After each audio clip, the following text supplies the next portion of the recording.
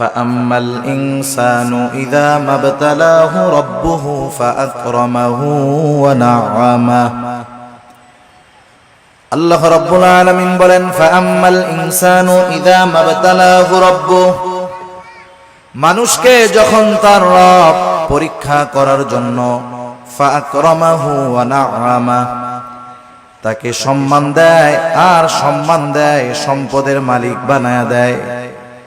একটু খেয়াল করেন আল্লাহ তাআলা বলতেছেন মানুষকে পরীক্ষা করার জন্য যখন তার রব তাকে সম্মান দেয় সম্পদ দেয় তাকে নেয়ামত প্রদান করে সে নামাজ না পড়ুক রোজা না রাখুক সে মানুষের কাছে বলে বেড়ায় ফায়াকুলু রব্বি আকরামান আমার রব আমাকে সম্মানিত করেছে।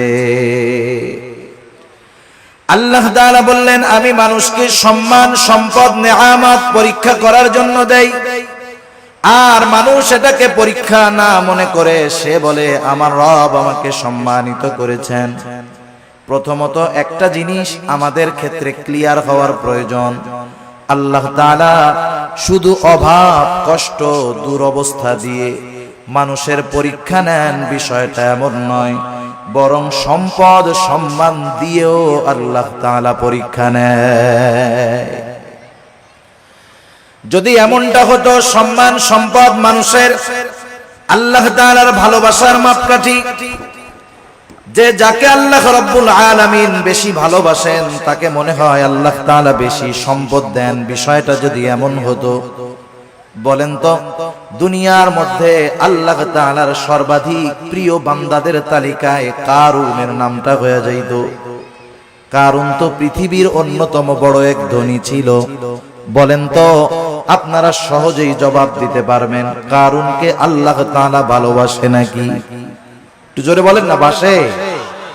কারুনকে আল্লাহ তাআলা ভালোবাসে না, বরং কারুন নামটা মানুষের কাছে এত ঘৃণিত এত অপছন্দের। দুনিয়ার কোন মানুষের যদি সন্তান হয় সে যত গরিব হোক তাকে যদি বলা হয় তোমাকে মাসে 1000 করে বেতন দেওয়া হবে টাকা দেওয়া হবে ছেলের নামটা তুমি কারুন রাখো, আপনারা কেউ রাখবেন? আপনি বলবেন আরে দিন মজুর দিয়া খাইতা ঠিক কারুন আমার পোলার নাম মইরা গেলেও রাখবো না। এই কারুনকে কত সম্পদ আল্লাহ তাআলা দিয়েছেন, এই সম্পদ ছিল তার জন্য পরীক্ষা। সম্পদের মালিক কারুন যখন হযরত মূসা আলাইহিস সালাম কারুনকে বলল কারুন তুমি তোমার সম্পদের যাকাত দাও, কারুন যাকাত দিতে অস্বীকৃতি জ্ঞাপন করলো। শুধু তাই না, সে মূসা আলাইহিস সালামকে অপমান অপদস্থ করার জন্য অপবাদ দেওয়ার জন্য একজন খারাপ মহিলাকে সে ভাড়া করলো, শিখায় দিল তুমি মানুষের সামনে বলবা মূসা আলাইহিস সালাম আমার সাথে জিনা করেছে, অপকর্মে লিপ্ত হয়েছে। এইবার যখন কারুন এই ষড়যন্ত্র চক্রান্ত করলো আল্লাহ তাআলা বরদাস্ত করলেন না। এই কারুন যখন সম্পদের মালিক হয় তখন কারুনের বন্ধুরা আল্লাহ তাআলার কাছে বলতো আল্লাহ আপনি মনে হয় কারুনকেই শুধু ভালোবাসেন আমাদেরকে ভালোবাসেন না। আমাদের সমাজেও এমন আছে 5 বন্ধু একসাথে লেখাপড়া করেছে, একসাথে কর্মজীবন শুরু করেছে, একজন অনেক ধনী আর 4 জন গরিব। তারা আফসোস করে আর বলে দেখ আল্লাহ তাআলা ওকে ভালোবাসে, সব নেয়ামত আল্লাহ তাআলা ওকেই দিয়ে দিতেছে। কারুনের বন্ধুরাও বলতো আল্লাহ আপনি মনে হয় কারুনকে বেশি ভালোবাসেন এই জন্য এত সম্পদের মালিক বানায়া দিচ্ছেন। কারুন যখন মূসা আলাইহিস সালামের অবাধ্য হলো, মূসা আলাইহিস সালামকে যখন অপবাদ দেওয়ার প্রচেষ্টা করলো আল্লাহ তাআলা কারুনের উপরে গজব দিয়ে দিলেন। কারুন তার সম্পদ সহ জমিনে ডাবতে শুরু করলো। তাফসীরের মধ্যে আসছে এখনো কারুন তার সম্পদ সহ জমিনের মধ্যে ডাবতেছে, কিয়ামত পর্যন্ত ডাবতে থাকবে। যখন কারুনের বন্ধুরা কারুনের এই দুরবস্থা দেখলো এইবার ওই গরিব বন্ধুরা বলে আল্লাহ আপনি কারুনকে সম্পদ দিয়েছেন ঠিক, কিন্তু বাস্তবে আপনি আমাদেরকে বেশি ভালোবাসেন। সম্পদ দেখে আমরা মনে করি আল্লাহ তাআলা মনে হয় তারে ভালোবাসে এই জন্য দিচ্ছে, বিষয়টা এমন নয়। কারুন সম্পদ পেয়েছে ঠিক, আল্লাহ তাআলার ভালোবাসা পায় নাই। আবার দুনিয়াতে অনেক মানুষ আছে সামাজিক অবস্থানের দিক দিয়ে তার সম্মান অনেক কম, সমাজের মানুষেরা তাকে গণ্যমান্য কোনো ব্যক্তি মনে করে না, সামাজিক দিক দিয়ে তাকে অবহেলা করা হয়, এমন লোক সমাজে আছে না নাই? এই মানুষগুলা অনেক সময় আফসোস করে আর বলে, আহারে সমাজের কোনো বিচার আচার সালিশে আমাকে ডাকে না, আমাকে এই সমাজের লোকই মনে করে না।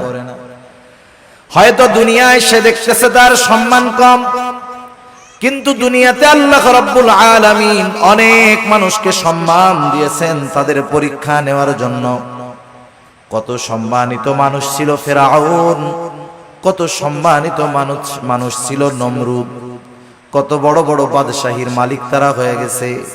কিন্তু বলেন তো, বাদশাহী পেয়েছে ঠিক, এই সম্মান পদবীর দ্বারা আল্লাহ তাআলার ভালোবাসা কি তারা পেয়েছে নাকি? পায় নাই। যে কথা বোঝাইতে চাইলাম যে সম্মান সম্পদ কারো থাকলেই এটা মনে করার সুযোগ নাই যে তাকে আল্লাহ তাআলা ভালোবাসে। সম্মান সম্পদ দিয়ে আল্লাহ তাআলা মাঝে মধ্যে পরীক্ষা নেন, কিন্তু বোকা মানুষগুলা কি মনে করে? বোকা মানুষগুলা মনে করে আমারে আল্লাহ সম্পদ দিছে, ভালো না বাসলে দেয়। আমারে আল্লাহ চেয়ারম্যান বানাইছে, এমপি বানাইছে, সমাজের বড় ভিআইপি সিআইপি বানাইছে, আল্লাহ ভালো না বাসলে কি এগুলা দেয়? তারা এটা মনে করে। অথচ আল্লাহ কি বলেন যে তাদের রব তাদেরকে এগুলা দিয়েছে পরীক্ষা করার জন্য, আর তারা বলে আমাদের রব আমাদেরকে সম্মানিত করেছে। এরপরে আল্লাহ রাব্বুল আলামিন বলেন, ওয়া আম্মা ইযা মাবতালাহু ফাকাদারা আলাইহি রিজকাহু ফায়াকুলু রাব্বি আহানান।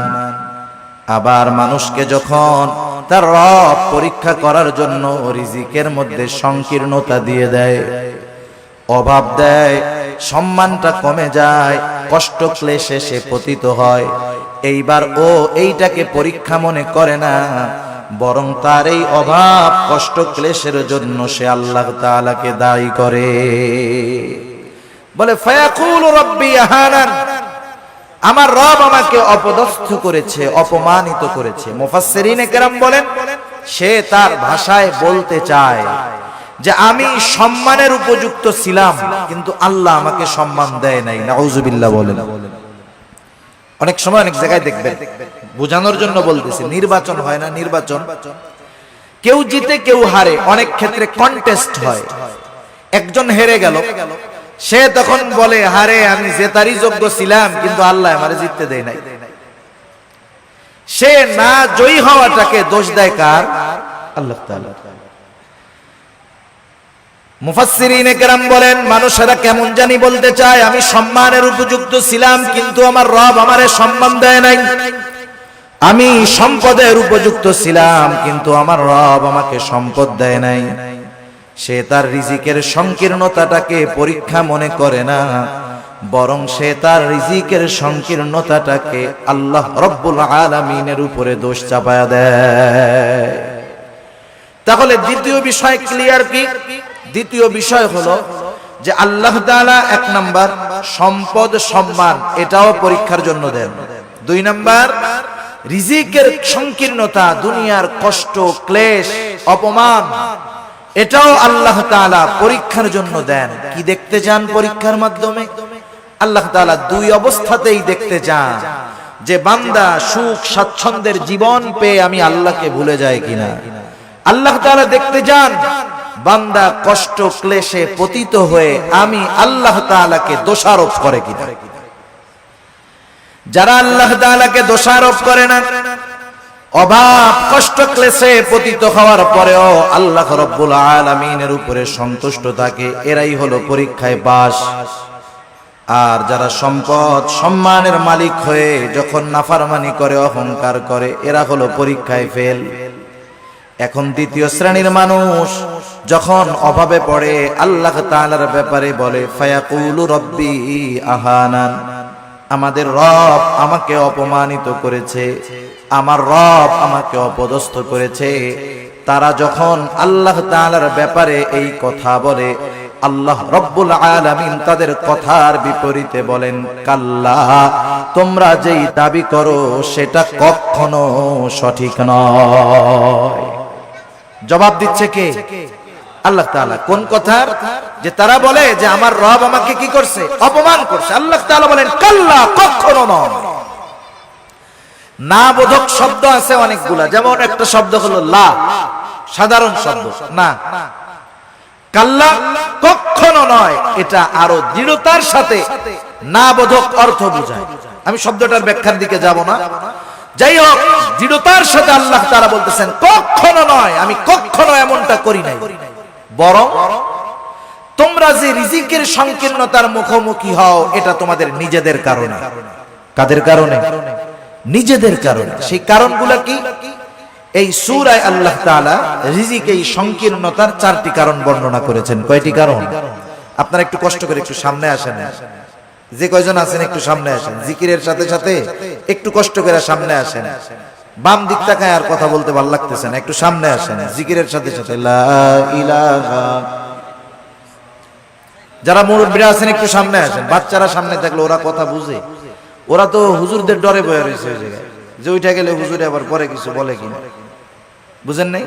আপনারা একটু সামনে আসেন, এই সামনে আমার সামনাসামনি আসেন, একেবারে আমার সামনাসামনি আসেন। জিকিরের সাথে সাথে লা ইলাহা ইল্লাল্লাহ, লা ইলাহা, লা ইলাহা ইল্লাল্লাহ, লা ইলাহা, লা ইলাহা ইল্লাল্লাহ, মুহাম্মাদুর রাসূলুল্লাহ সাল্লাল্লাহু আলাইহি ওয়াসাল্লাম। যারা বলে যে আমাদের রিজিকের সংকীর্ণতা দিয়েছে আল্লাহ, যারা এই কথা বলে তাদের কথার জবাব দিচ্ছেন কে? আল্লাহ তাআলা বলতেছে, তোমরা যে দাবি করতেছো এটা কখনো সঠিক নয়, বরং রিজিক সংকীর্ণতার জন্য তোমরা নিজেরাই দায়ী। আল্লাহ রাব্বুল আলামিন বলেন, তোমাদের রিজিক সংকীর্ণতার কারণ কি? কাল্লা বাল্লা তুকরিমুনাল ইয়াতীম। শুনে নাও, বরং তোমাদের রিজিক সংকীর্ণতার 1 নাম্বার কারণ, তোমরা ইয়াতীমকে সম্মান করো না। একটু খেয়াল দিয়ে শুনবেন, রিজিক সংকীর্ণতার 1 নাম্বার কারণ, তোমরা ইয়াতীমকে সম্মান করো না। ইয়াতীমকে সম্মান করব, ইয়াতীম তো আমার ছোট। যদি ছোট হয়, এখানে আবার সম্মানের বিষয়টা কেমনে? মুফাসসিরিনে কেরাম বলেন, ইয়াতীমের যথাযথ হক আদায় করা হলো ইয়াতীমকে সম্মান করা। আল্লাহ রাব্বুল আলামিন বলেন, তোমরা ইয়াতীমকে সম্মান করো না, তথা ইয়াতীমের হকগুলো তোমরা আদায় করো না। বরং সমাজের মধ্যে অনেক মানুষ আছে ইয়াতীমের অভিভাবক, সে ইয়াতীমের হক আদায় করবে কোথায়? ইয়াতীমেরটাই তো খায় ফেলে। আছে না নাই? ইয়াতীমের সম্পদ এটা বড় জঘন্য সম্পদ। আল্লাহ তাআলা সাধারণ ভাবেই বলেন, ইয়া আইয়ুহাল্লাযীনা আমানু লা তাকুলু আমওয়ালাকুম বাইনাকুম বিল বাতিল। আল্লাহ তাআলা বলেন, তোমরা অন্যায় ভাবে কারো সম্পদ ভক্ষণ করো না। কারণ কেউ যদি কারো সম্পদ ভক্ষণ করে, এর সাথে বান্দার হক সম্পৃক্ত থাকে। কিয়ামতের ময়দানে কেউ যদি কারো সম্পদ অন্যায়ভাবে ভক্ষণ করে দুনিয়ায়, কিয়ামতের ময়দানে ওই লোকটা সবচাইতে নিঃস্ব হয়ে যাবে। হাদিসের মধ্যে আসছে, নবীজি সাল্লাল্লাহু আলাইহি ওয়াসাল্লাম বলেন, কিয়ামতের দিন সবচাইতে নিঃস্ব হবে ওই ব্যক্তি যার আমলের কোনো অভাব নাই, নামাজ রোজার অভাব নাই, হজ যাকাতের অভাব নাই, দান সাদকার অভাব নাই, এক কথায় কোন প্রকার নেক আমলের অভাব নাই। দুনিয়াতে তার একটা সমস্যা ছিল, সে বান্দার হক নষ্ট করত।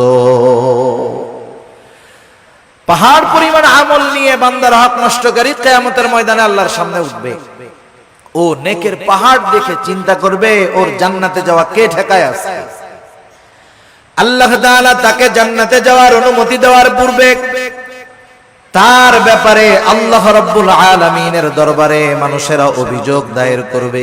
লম্বা হাদিস, আমি শুধু সারমর্ম কথাগুলা বলতেছি। কিছু লোক তার বিরুদ্ধে আল্লাহ রাব্বুল আলামিনের কাছে অভিযোগ দায়ের করবে। লোকটা হয়তো বলবে, আল্লাহ, এই লোকটা দুনিয়াতে আমার হক নষ্ট করেছিল। কেউ বলবে আমার সম্পদ দখল দিয়েছিল, কেউ বলবে আমাকে কষ্ট দিয়েছিল। এক কথায় আমার হক নষ্ট করেছিল। আল্লাহ, দুনিয়ার ভিতরে আমি দুর্বল থাকার কারণে আমি ন্যায় বিচার পাই নাই। দুনিয়াতে আমি মাজলুম ছিলাম। আয় আল্লাহ, আজকের দিন আমি কি ন্যায় বিচার পাবো না? বরং আল্লাহ রব্বুল আলামিন তো সেই দিন ন্যায় বিচার কায়েম করবে, ইনসাফের আদালত আল্লাহ তাআলা প্রতিষ্ঠা করবে। আল্লাহ রব্বুল আলামিন বলেন, ওয়ানাদাউল মাওয়াজিনাল কিসতা লিয়াউমিল কিয়ামাতি ফালা তুযলামু নাফসুন শাইআ। আল্লাহ রাব্বুল আলামিন বলেন, আমি কিয়ামতের দিন ইনসাফের আদালত কায়েম করব। ওয়ানাদাউল মাওয়াজিনাল কিসতা লিয়াউমিল কিয়ামাহ, এমন ইনসাফ ওয়ালা আদালত আল্লাহ তাআলা বলেন, ফালা তুযলামু নাফসুন শাইআ, সেই দিন কারো উপরে সামান্যতম কোনো জুলুম করা হবে না। বরং কি হবে, ওয়া ইন কানা মিসকালা হাববাতিন মিন খারদালিন আতাইনা বিহা, কেউ যদি দুনিয়াতে কোনো সরিষা দানা পরিমাণ কোনো আমল করে থাকে, আল্লাহ রব্বুল আলামিন বলেন, আতাইনা বিহা, ওই আমল সহকারে আমি আল্লাহ তাকে হাজির করব। দুনিয়াতে সরিষা দানা পরিমাণ আমল যদি কেউ করে, সেই সরিষা দানা পরিমাণ আমল সহ তাকে হাজির করা হবে। শুধু হাজির করবে আল্লাহ তাআলা তা না, বরং আল্লাহ সুবহানাহু ওয়া তাআলা ওই আমলের হিসাব নেবেন। সুবহানাল্লাহ। মোট কথা, সেই দিন আল্লাহ তাআলা ন্যায় বিচার করবে। লোকটা এবার আল্লাহ তাআলার কাছে অভিযোগ দায়ের করবে। আল্লাহ রাব্বুল আলামিন তার অভিযোগ গ্রহণ করবে। এবার ওই পাহাড় পরিমাণ নেকের মালিককে বলা হবে, তোমার ব্যাপারে যে অভিযোগ দায়ের করা হলো সত্য নাকি? সে মিথ্যা কথা বলার কোনো উপায় নাই, স্বীকার যেতে সে বাধ্য। সে বলবে, হ্যাঁ, দুনিয়াতে আমি তার এই হক নষ্ট করেছি। আল্লাহ তাআলা বলবে, দাও, তার হকটা আদায় করে দাও। বলেন তো, দুনিয়াতে কেউ যদি কারো জমি জোর করে দখল দেয়, কিয়ামতের দিন জমি দেওয়ার কোনো অবস্থা আছে নাকি? এইবার লোকটা বলবে, আল্লাহ, এ তো দুনিয়া না, দুনিয়া না। দুনিয়া যদি হইতো আমি তার জমি, তার হক তাকে ফিরাইয়া দিতাম। এখন আমি কোথার থেকে দিব? এইবার অভিযোগকারী বলবে, আল্লাহ, ঠিক আছে, এটা তো দুনিয়া না। দুনিয়ায় আমার সম্পদ সে দখল দিয়েছিল, আজকে আমার সম্পদের প্রয়োজন নাই। সে আমার দুনিয়ার হকটা তার নেকির দ্বারা মিটায়া দে। এবার ওই পাহাড় পরিমাণ নেকের মালিক একটা মাত্র অপরাধ করতো, বান্দার হক নষ্ট করছে। সে কি করবে? নেকির থেকে নিয়ে এক একজনের হক আদায় করবে। যারা মানুষের হক নষ্ট করে, এরা একজনের করে না, বহুজনের করে। ঠিক কিনা বলেন? বহুজনের করে। একের পর এক অভিযোগকারী আসবে আর সে হক আদায় করতে থাকবে। এক সময় পাহাড় পরিমাণ নেক শেষ হয়ে যাবে, কিন্তু অভিযোগকারীর সিরিয়াল এখনো বড় লম্বা। আল্লাহ তাআলা বলবে, তাদের হক আদায় করো। লোকটা বলবে, আল্লাহ, মানুষের হক আদায় করতে করতে আমার সব নেকি শেষ হয়ে গেছে। এইবার অভিযোগকারীরা বলবে, আল্লাহ, তার নেকি নাই, তাতে কি? আমাদের গোনাগুলা নিয়ে আমাদের হক আদায় করে দি। এইবার সে মানুষের হক আদায় করতে করতে পাহাড় পরিমাণ গুনার মালিক হয়ে যাবে। রাসূলুল্লাহ সাল্লাল্লাহু আলাইহি ওয়াসাল্লাম বলেন, কিয়ামতের ময়দানে ওই লোকটার মতো নিঃস্ব আর কেউ নাই, যে দুনিয়াতে তার আমলের কোনো অভাব ছিল না, কিন্তু সে বান্দার হক নষ্ট করার কারণে কিয়ামতের দিন সব নেক অন্যকে দিয়ে দিতে হবে, আর সে তার নেকের বদলে গুনার পাহাড়ের মালিক হয়ে যাবে। ইয়াতীমের হক যারা নষ্ট করে, সাধারণত ভাবে এক নম্বরে তারা মানুষের হক নষ্টকারী হয়। ইয়াতীমের সম্পদটা আরো জঘন্য। আল্লাহ তাআলা কোরআনুল কারীমের মধ্যে বলেন, ইন্নাল্লাযীনা ইয়াকুলুনা আমওয়ালাল ইয়াতামা যুলমা ইন্নামা ইয়াকুলুনা ফি বুতুনিহিম নারা। আল্লাহ রাব্বুল আলামিন বলেন, নিশ্চয়ই যারা অন্যায়ভাবে ইয়তীমের সম্পদ ভক্ষণ করে, ইন্নামা ইয়াকুলুনা ফি বুতুনিহিম নারা, সে কেমন যেন আগুনের দ্বারা তার পেটকে ভরপুর করে। আপনারা একটু জবাব দিবেন, বলেন তো আগুনের স্থান জান্নাত নাকি জাহান্নাম? নিঃসন্দেহে জাহান্নাম। আল্লাহ তাআলা বলেন, ওয়াসায়াসলাউনা সাঈরা, অচিরেই তাকে জাহান্নামের মধ্যে নিক্ষেপ করা হবে। সেজন্য ইয়তীমের অসম্মান মানে ইয়তীমের সম্পদ দখল দেওয়া, ইয়তীমের সম্পদ ভক্ষণ করা। 2 নাম্বার, ইয়তীমের সম্মান করা, অর্থাৎ তার সাথে সদাচরণ করা, ভালো ব্যবহার করা। অনেক সময় আমাদের অনেকের ঘরে ইয়তীম বাচ্চা থাকে, নিজের আত্মীয় স্বজন। অনেক সময় এমন হয় আপন চাচার ঘরে ভাইয়ের ছেলে ইয়তীম, মা বাবা মারা গেছে, ছোট বাচ্চা ইয়তীম। আপন চাচা ওই ইয়তীমের সাথে খারাপ আচরণ করে, খারাপ ব্যবহার করে। বরং ছলে বলে কলে কৌশলে সে যদি পারে, একজনের সম্পদ আছে ইয়তীম, সে সম্পদের মুখাপেক্ষী না, কিন্তু তার তো মা বাবা নাই, সে একটু স্নেহ মোহাব্বত ভালোবাসার মুখাপেক্ষী, ঠিক কিনা বলেন?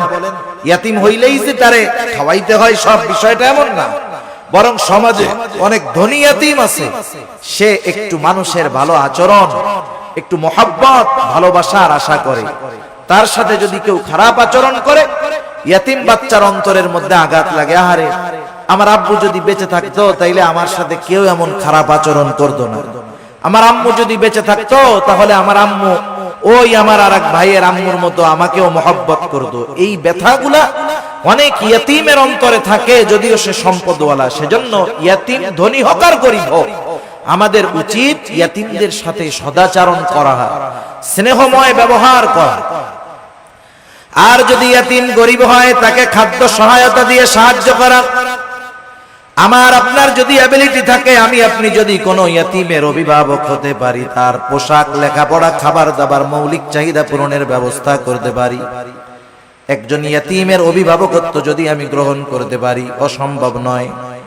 আপনি 5 জন 7 জন মানুষকে চালান, এর সাথে আরেকজন মানুষকে তার মৌলিক চাহিদা পূরণের জন্য সাথে রাখলে সেটা অসম্ভব নয়।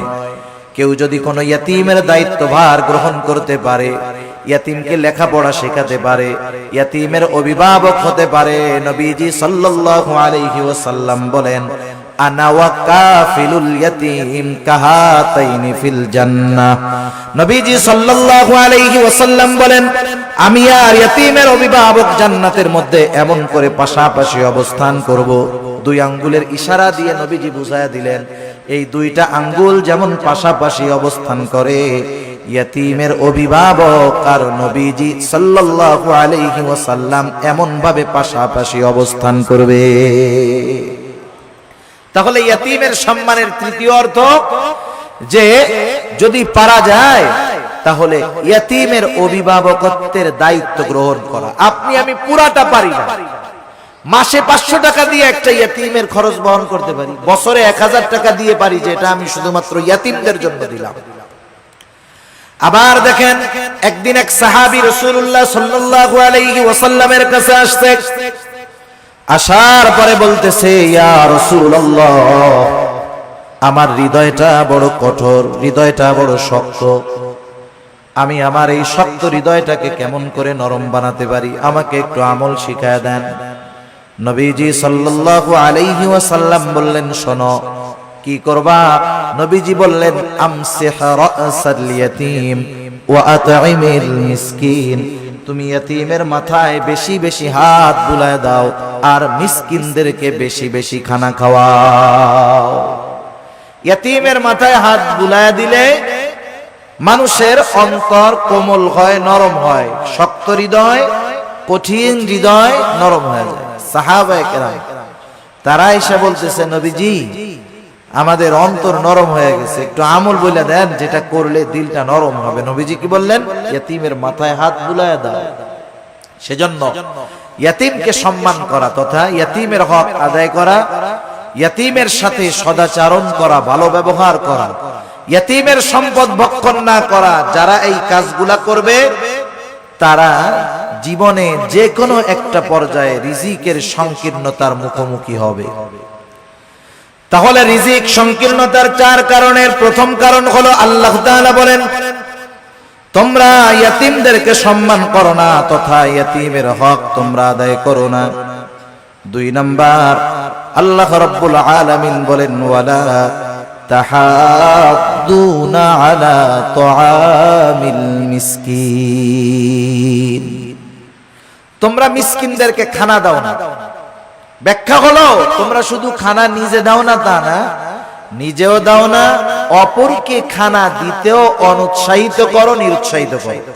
নিজেও দেয় না, আরেকজনকেও দিতে দেয় না। অনেক সময় আপনি দোকানে বসে আছেন, একজন গরিব মানুষ আসছে আপনার কাছে কিছু চাইতে, সে কোথা থেকে আসছে, কি করবে না করবে সেটা ভিন্ন কথা, তার অবস্থা দৃষ্টিগোচর হচ্ছে সে বড় অভাবী, দরিদ্র, কষ্টে আছে। সে আইসা বলতেছে, আমার একটু কলা রুটি কিনা দেন খাই, অথবা 10টা টাকা দেন। আপনি যদি তাকে না দেন গুনাহ হবে না। কিন্তু আমাদের সমাজের কিছু মানুষ আছে, প্রথমে নিজে দেয় না, বলে ওইদিক যা ওইদিক যা। পাশের থেকে বন্ধু যদি দিতে চায়, 10 টাকা বাহির করছে, বলে ওরে না দিয়ে আমার একটা বিড়ি খাওয়া কাজে লাগবে। আছে না নাই এরকম? নিজেও দিল না, আরেকজনকেও দিতে দিল না। এ খাসলাত ছিল আবু জেহেলের। কার ছিল বলেন না? আবু জেহেলের। ইয়াতীমদের সাথে খারাপ আচরণ করত, এই খাসলাত ছিল আবু জেহেলের। মিসকিনদেরকে খানা দিত না, এই খাসলাত ছিল আবু জেহেলের। আর মিসকিনদেরকে খানা না খাওয়ানো, এটা জাহান্নামীদের জাহান্নামে যাওয়ার অন্যতম কারণ। যখন জান্নাতি ও জাহান্নামীদের মধ্যে কথোপকথন হবে, জান্নাতীরা জাহান্নামীদেরকে জিজ্ঞাসা করবে, মা সালাকাকুম ফি সাকার, কোন জিনিস তোমাদেরকে জাহান্নামের মধ্যে আনলো?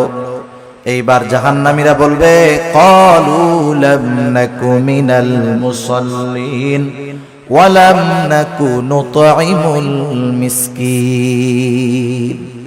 জাহান্নামীরা জাহান্নামে যাওয়ার যেই কারণগুলো বর্ণনা করবে, কোরআনুল কারীমের মধ্যে আল্লাহ তাআলা জানায় দিয়েছেন। এখন প্রশ্ন হইতে পারে, সময় তো কম, প্রশ্ন হতে পারে যে জান্নাত জাহান্নাম কিছুই তো হইল না, তাইলে জান্নাতীরা প্রশ্ন করলো, জাহান্নামীরা জবাব দিল কেমনে? বুঝেন নাই কথা? সময়টা 3 ভাগে বিভক্ত। সময় কয় ভাগে বিভক্ত? একটা অতীত, একটা বর্তমান, আর একটা কি ভবিষ্যৎ। এটা মানুষের কাছে, আমাদের কাছে সময় 3 ভাগে বিভক্ত, অতীত, বর্তমান, ভবিষ্যৎ। আর আল্লাহ তাআলার কাছে সময় একটাই, সেটা হলো প্রেজেন্ট। সব কিছু বর্তমান, কি হয়েছে, হচ্ছে, হবে, সব আল্লাহ তাআলার ইলমের মধ্যে আছে, সব হাজির, সব প্রেজেন্ট আল্লাহ তাআলার কাছে। যেটা আমাদের কাছে ভবিষ্যৎ, সেটা আল্লাহ তাআলার কাছে কি বর্তমান। যেটা আমাদের কাছে অতীত, সেটা আল্লাহ তাআলার কাছে বর্তমান। সেজন্য আল্লাহ তাআলার ইলমের মধ্যে সব আছে, সহজ হিসাব। জাহান্নামীরা জাহান্নামে যাওয়ার কারণ হিসাবে বলবে, আমরা মুসল্লি ছিলাম না, নামাজি ছিলাম না। দ্বিতীয় কারণ হিসাবে বলবে, ওয়ালাম নাকু নুতঈমুল মিসকিন, আমরা মিসকিনদেরকে খানা দিতাম না। আসেন, আল্লাহ তাআলা বলতেছে, দুনিয়ায় রিজিক সংকীর্ণতার দ্বিতীয় কারণ হলো তোমরা মানুষদেরকে, মিসকিনদেরকে খানা দাও না, নিজেও দাও না, অপরকে নিরুৎসাহিত করো। এখন একজন দিল না, আমার উচিত, আমার পকেটে টাকা নাই, আমার কাছে নাই, আমি যদি আরেকজনকে বলি, বন্ধু 10টা টাকা ওকে দিয়ে দাও, একটা রুটি কিনে দাও, একটা কলা কিনে দাও, আমি শুধু এতটুকু সুপারিশ করলাম, সে যে কয় টাকা দান করবে, আমি শুধু সুপারিশ করার কারণে তার দানের সমপরিমাণ নেকির মালিক হয়ে যাব। কিন্তু আমাদের খাসলাত কি? নিজেও দেই না, আরেকজনকেও দিতে মানা করি। সেজন্য মিসকিনদেরকে খানা খাওয়ানো, মিসকিনদেরকে খানা খাওয়ানো এটা বড় ফজিলতের কাজ। শুধু মিসকিনদেরকে নয়, সাধারণভাবে প্রত্যেকটা মানুষকে খানা খাওয়ানো ভালো কাজ। এক লোক নবীজি সাল্লাল্লাহু আলাইহি ওয়াসাল্লামের কাছে আসছে, এসে জিজ্ঞাসা করে, ইয়া রাসূলুল্লাহ, আইয়ুল ইসলাম খায়র, ইসলামের মধ্যে সর্বোত্তম কাজ কোনটা? নবীজি সাল্লাল্লাহু আলাইহি ওয়াসাল্লাম ছিলেন উম্মতের রূহানী ডাক্তার। উনি রোগীর প্রশ্ন শুনেই বুঝতে পারতেন এনার মধ্যে কি কমতি আছে। আল্লাহ তাআলা সেই বুঝবার যোগ্যতা আমার আপনার নবীকে দিয়ে দিয়েছেন। একই প্রশ্নের উত্তর বিভিন্ন জনের ক্ষেত্রে নবীজি বিভিন্নটা দিয়েছেন। এটা অবস্থার আলোকে নবীজি সাল্লাল্লাহু আলাইহি ওয়াসাল্লাম এবার বললেন, তুতিমুত তাআম ওয়া তাকরাউস সালাম আলা মান আরাফতা ওয়া মান লাম তা'রিফ। তুমি বেশি বেশি মানুষকে খানা খাওয়াও, আর পরিচিত অপরিচিত সবাইকে বেশি বেশি সালাম দাও। এখানে নবীজি সাল্লাল্লাহু আলাইহি ওয়াসাল্লাম খানা খাওয়ানোর কথা বলছেন ঢালাও ভালো। সাধারণ মানুষকেও যদি মানুষ খানা খাওয়ায় দুনিয়ার স্বার্থে নয়, তাইলে এর মধ্যে লাভ আছে। এক মুসলমানের অপর মুসলমান দাওয়াত দিলে সেই দাওয়াত কবুল করতে হবে, এটা এক মুসলমানের উপরে অপর মুসলমানের একটা হক। কিন্তু এখন দাওয়াত যিনি দেন তিনিও স্বার্থ সামনে রেখে দেন। আর দাওয়াত যখন কেউ দেয়, বিবাহের দাওয়াত দিলে টেনশনে পড়ে যাবে। ওনার বেতন মাসে 20,000, 4 শুক্রবার 5টা শুক্রবারে যদি 5টা বিয়ার দাওয়াত আসে, কাম শেষ, সংসার আর চলবে না। যারা দাওয়াত দেয় ওই আশাই দেয় যে অমুকরে দাওয়াত দিলে 5,000 টাকা দিব না। এই ধরনের দাওয়াত দিয়ে যারা দুনিয়ার প্রত্যাশী, দুনিয়ার বিনিময়ে খাবার দিতে চায়, এদের খানা খাওয়ানোর মধ্যে কোনো ফজিলত নাই। বরং খানা খাওয়াইতে হবে একমাত্র আল্লাহ তাআলার জন্য। আল্লাহ রাব্বুল আলামিন বলেন, এক শ্রেণীর বান্দা তাদের অবস্থা কি, তারা মানুষদেরকে খানা খাওয়ায় কি জন্য? তারা বলে, ইন্নামা নুতঈমুকুম লিওয়াজহিল্লাহ লা নুরিদু মিনকুম জাযাআও ওয়ালা শুকুরা। তারা বলে, ইন্নামা নুতঈমুকুম লিওয়াজহিল্লাহ, আমরা তোমাদেরকে খানা খাওয়াইছি একমাত্র কার জন্য? আল্লাহ তাআলার জন্য। আপনি একজনকে দাওয়াত দিয়ে খাওয়াচ্ছেন, এটা আল্লাহর জন্য খাওয়ান, এই খাওয়ানোর মধ্যে নেকি হবে। লা নুরিদু মিনকুম জাযাআ, তোমাদেরকে খানা খাওয়াইছি আল্লাহ তাআলার জন্য। লা নুরিদু মিনকুম জাযাআ, আমরা তোমাদের কাছে কোনো প্রতিদান চাই না, কিন্তু আমরা খাওয়াইয়া টেবিল একটা বিছায়া রাখি। আসেনি আপনাদের এলাকায়? টেবিল বিছানোর দ্বারাই বোঝা যায় ভিক্ষা চাইতেছে। এই ভিক্ষামূলক কাজটা বাদ দিয়েন। কেউ যদি দিতে চায় আলাদাভাবে দিবে, কেউ যদি না দিতে চায় দরকার নাই। এই গুণটা আমাদের মধ্যে হওয়ার দরকার। আমরা বলবো, ইন্নামা নুতঈমুকুম লিওয়াজহিল্লাহ, তোমাদেরকে আমরা আল্লাহর জন্য খানা খাওয়াইছি, সুতরাং তোমাদের কাছে আমরা কোনো প্রতিদান চাই না। লা নুরিদু মিনকুম জাযাআ, তোমাদের কাছে কোনো প্রতিদান তো চাই না। ওয়ালা শুকুরা, এই খাবার খাইয়া আমাদেরকে ধন্যবাদও দেওয়ার দরকার নাই।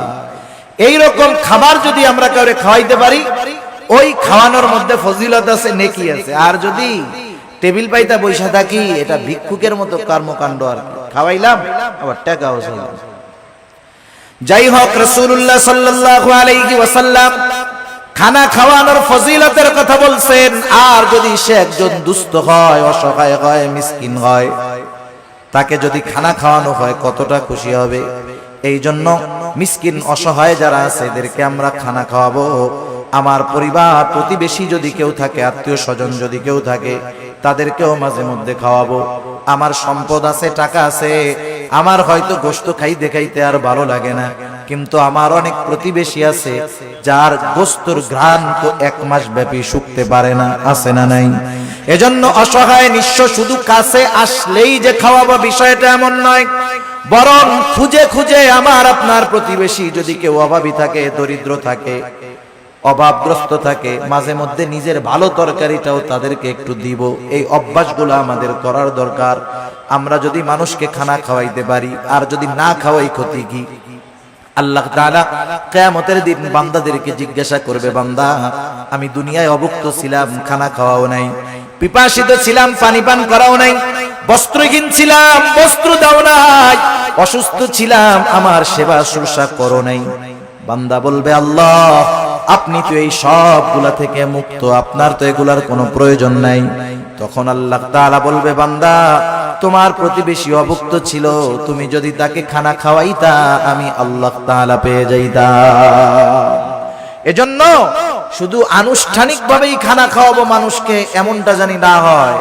আমার প্রতিবেশী অভাবী দুস্থ গরিব আমার কাছে যদি আসে আমি খানা খাওয়ানোর অভ্যাস করব, অল্প খাওয়াই, হাসি মুখে খাওয়াবো। আবার যদি কাউকে ফিরাইয়া দিতে হয়, আমার কাছে নাই। একজনের কাছে মিসকিন বা ফকির একটা গেছে, ও 50 টাকার নোট একটা দিয়া মুখটা কালা করে কয়, এই তো গোজালাই শেষ, যা যা ভাগ ভাগ ভাগ। টাকা দিছে কত? 50 টাকা। আমরা তো ফকির মিসকিনদেরকে দেওয়ার সময় 2 টাকার নোটটা খুঁজি, তাও আবার ছেঁড়াটা। সে দিছে 50 টাকা। আচরণটা করছে খারাপ। পাশের আর একজন 1 টাকাও দেয় নাই, কিন্তু আচরণটা সুন্দর করছে। বলতেছে, ভাই তুমি তো আসলা, আমার কাছে তো এখন নাই, যদি এই পথে পরে আসো তুমি আবার আমার সাথে দেখা করার চেষ্টা করবা, ইনশাআল্লাহ আমি তোমাকে দিব। এখন বলেন তো, এই যে মিসকিন অসহায় 50 টাকা দেনেওয়ালার ব্যবহারে খুশি হবে নাকি যে দেয় নাই তার ব্যবহারে খুশি হবে? সেজন্য উত্তম ব্যবহারটাও সাদকা। আমরা যদি কখনো কাউকে খাওয়াতে পারি না পারি, দিতে না পারি, খারাপ আচরণ করব না, ধমক দিব না, এই অভ্যাসটাও আমাদের করার দরকার। যাই হোক, আলোচনা লম্বা হচ্ছে, অন্যদিকে চলে যায়। আল্লাহ তাআলা আমাদেরকে জানায় দিলেন যে রিজিক সংকীর্ণতার 4টি কারণ। 1 নাম্বার কারণ লা তুকরিমুনাল ইয়াতীম। 2 নাম্বার কারণ ওয়ালা তাহাদ্দুনা আলা তুআমিল মিসকিন। 3 নাম্বার কারণ ওয়া তাকুলুনাত তুরাফা আকলাল লাম্মা। তোমরা কি করো? ওয়ারিসি সম্পদ সব একা খায়া ফেলো। আছে নাকি এরকম? যেমন বাপ সম্পদ রেখে মারা গেছে, বাবা মারা যাওয়ার পরে প্রথম কি দায়িত্ব? বড় সন্তান, সন্তান তার দায়িত্ব হলো প্রথম বাবার দাফন কাফনের জন্য যা দরকার সেটা ব্যয় করা। 2 নাম্বার খোঁজ খবর নেওয়া, বাবা কোনো ঋণ আছে নাকি, ঋণ থাকলে তার ঋণ পরিশোধ করা। 3 নাম্বার এইবার যেই সম্পদ অবশিষ্ট আছে, বাবা যদি কোনো ওসিয়ত করে থাকে আর ওই ওসিয়তটা যদি ওই সম্পদের 3 ভাগের 1 ভাগ বা তার কম হয়, বেশি নয়, কোন মানুষ যদি তার মূল সম্পদের 3 ভাগের 1 ভাগের বেশি পরিমাণ ওসিয়ত করে, অর্ধেক করে, তাহলে এই ওসিয়ত মানতে সন্তানেরা বাধ্য নয়। কিন্তু ঋণ পরিশোধের পরে যেই সম্পদ থাকবে তার ওসিয়তটা যদি 3 ভাগের 1 ভাগ বা তার কম হয়, এই ওসিয়তটা পূরণ করতে হবে। এরপরে যেই সম্পদ অবশিষ্ট থাকবে, অভিভাবক বড় হিসাবে বড় ভাইয়ের দায়িত্ব হলো যথাযথভাবে সব ওয়ারিসদের মাঝে বাবার সম্পদগুলো বন্টন করে দেওয়া। কিন্তু আফসোস, এই দায়িত্ব অধিকাংশ ক্ষেত্রে আমাদের দেশের ভাইরা পালন করে না, বরং বিলম্ব করতে থাকে। অনেক ক্ষেত্রে অন্যান্য ওয়ারিসদেরকে তারা ছলে বলে কলে কৌশলে সম্পদ বঞ্চিত করে দেয়। আছে না? আছে। বোনের হক আছে, সম্পদ বন্টন হয় নাই, 10 বছর ধরে বাবা মারা যাওয়ার পরে ভাই খাইছে সব, দোকান ভাড়া, বাসা ভাড়া, জমির ফসল, গাছের ফল সব খাইছে। বোন মাঝে মধ্যে আসছে, 1 ব্যাগ আম 2টা কাঁঠাল দিয়া পাঠায় দিছে, আবার বলতেছে আইসো। কিন্তু আবার 10 বছর পরে 2 বোন আইসা বলতেছে, ভাই 10 বছর তো দোকান ভাড়া, গাছের ফল, জমির ফসল সব একা খাইছো, কোনো দাবি নাই, এখন আমাদের হকটা আমাদেরকে বুঝায়া দাও। আর যদি তুমি রাখতে চাও এই সম্পদের ন্যায্য মূল্য আমাদেরকে দিয়ে দাও। বলেন তো, 10 বছর পরে বোন এসে ভাইদের কাছে যদি তার হক বুঝতে চায়, ভাই খুব খুশি মনে দিয়ে দিবে, তাই না? মুখটা পুইড়া একেবারে কালা হয়ে যাবে। সম্পদ দিয়ে দিবে, দিতে তো বাধ্য, বোনরা নিয়ে যাবে, তখন বলবে গেলি সম্পর্ক শেষ কইরা গেলি। এই যে কথার দ্বারা কি বুঝতেছেন? ভাই চাইছিল ওই সম্পদগুলো সব একা খাওয়ার জন্য, বোনরা জানি এই সম্পদ না চায়, সে সেটা চেয়েছিল। এই ধরনের চাহিদা আমাদের কারো মধ্যে যদি থাকে, যদি চিন্তা করি যে আমি 1 ভাই 5টা বোন আছে, সম্পদ যদি বন্টন হয়ে যায় আমার সম্পদে কমতি পড়ে যাবে, আমার সন্তানেরা সম্পদ কম ভাগে পাবে, ও যদি চিন্তা করে ওই সম্পদ তার সম্পদে প্রবৃদ্ধি দিবে, ভুল, বরং আল্লাহ তাআলা এমন বিমার দিবে সব সম্পদ শেষ হয়ে যাবে। ঠিক কিনা বলেন? এরকম বহুত মানুষ আমরা দেখছি, মানুষের হক নষ্ট করে সম্পদের পাহাড় বানায় ফেলছে। আল্লাহ তাআলা রিজিকের দরজা ক্লোজ করে দিয়েছে, ভোগ করতে পারে নাই, সম্পদ সব চিকিৎসা করতে শেষ। সেজন্য ওয়ারিসি সম্পদ ভক্ষণ করার চেষ্টা করব না, এখানেও বান্দার হক আছে। সেজন্য নিজ দায়িত্বে ওয়ারিসদের সম্পদগুলা ফিরায় দিব। খবরদার ঠকানোরও চেষ্টা করব না। অনেক সময় জমি আছে রাস্তার পাশে, 3 ভাগ করার সময় আমি রাস্তার পাশের টুকু নেই, এরপরে পেছনালারে দেই, এরপরে তারে দেই। বলেন তো, যেই জমির সাথে রাস্তা নাই, ওই জমির সাথে রাস্তা না থাকার কারণে যেই জমির সাথে রাস্তা আছে ওই জমির পাশেও যদি জমিটা হয়, শুধু রাস্তা না থাকার কারণে ওই জমিটার দাম অর্ধেক হয়ে যায়। সেজন্য বন্টনের ক্ষেত্রে সিস্টেম মুআফিক করতে হবে, ঠকানো যাবে না কাউকে। আল্লাহ তাআলা বলেন তোমাদের রিজিক সংকীর্ণতার তৃতীয় কারণ ওয়াতাকুলুনাত তুরাসা আকলাল লাম্মা, ওয়ারিসি সম্পদ সব তোমরা একা ভক্ষণ করে ফেলো। 4 নম্বর আল্লাহ তাআলা বলেন ওয়াতুহিব্বুনাল মালা হুব্বান জাম্মা, মানুষ যে এই আকামগুলা করে, গুনাহগুলা করে, এর অন্যতম কারণ কি? মালের মহব্বত। কিসের মহব্বত? মালের মহব্বত, সম্পদের মহব্বত, দুনিয়ার মহব্বত। দুনিয়াতে সম্পদ উপার্জন করা মানা না। কেউ যদি মনে করে সম্পদ উপার্জন করা মানা, তাহলে সে ভুলের মধ্যে আছে। কিন্তু সব সম্পদ উপার্জন করতে গিয়ে আল্লাহ তাআলাকে যদি ভুলে যায়, এটাই হলো তার জন্য ক্ষতির কারণ। এজন্য আল্লাহ তাআলা বলেন ইয়া আইয়ুহাল্লাযীনা আমানু লা তুলহিকুম আমওয়ালুকুম ওয়ালা আওলাদুকুম আন যিকরিল্লাহ। আল্লাহ তাআলা বলেন হে ঈমানদারেরা, তোমাদের সন্তান সম্পদ তোমাদেরকে জানি আল্লাহ তাআলার জিকির থেকে গাফেল না বানায়া দেয়। মনে রাখতে হবে, যেই সম্পদের কারণে আমি আল্লাহকে ভুলে যাই, যেই সম্পদ উপার্জন করার জন্য আমি নামাজ ছেড়ে দিয়েছি, রোজা ছেড়ে দিয়েছি, হারাম হালাল যাচাই বাছাই ছেড়ে দিয়েছি, মনে রাখতে হবে এই সম্পদ আমার জন্য কল্যাণ বয়ে আনবে না। যেই সন্তানের চিন্তায় আমি নামাজ রোজা বাদ দিয়ে তার ভবিষ্যতের কথা চিন্তা করে সম্পদের পাহাড় আমি গড়তেছি, এই সন্তান আমার জন্য কল্যাণ বয়ে আনবে না। এজন্য আল্লাহ তাআলা বলেন বান্দা, তুমি যদি সম্পদ সন্তানের কারণে আমি আল্লাহর জিকির থেকে গাফেল হয়ে যাও, এটা তোমার জন্য ক্ষতির কারণ। আল্লাহ তাআলা বলেন ওয়া মান ইয়াফআল যালিকা ফাউলাইকা হুমুল খাসিরুন। ওই রকমটা যে করবে, তথা যে ব্যক্তি সম্পদ সন্তানের কারণে আল্লাহ তাআলাকে ভুলে যাবে, আল্লাহর বিধিনিষেধ ভুলে যাবে, দুনিয়ার মহব্বতে আল্লাহর বিধিনিষেধ ভুলে যাবে, আল্লাহ তাআলা বলেন ফাউলাইকা হুমুল খাসিরুন, তারা ক্ষতিগ্রস্ত। বলেন আল্লাহ তাআলা যাকে ক্ষতিগ্রস্ত বলেছে, তাকে দুনিয়ার হুজুররা দোয়া কইরা জান্নাতে নিতে পারবে? 40 কুলখানি দিয়া তাকে জান্নাতে নেওয়া যাবে? যাবে না। এজন্য দুনিয়ার মোহাব্বত অন্তরে ঢুকাবো না। আমি দুনিয়া উপার্জন করব বৈধ পন্থায়, কিন্তু নামাজের সময় নামাজ, সঠিক সময়ে যাকাত, হজ ফরজ হলে হজ।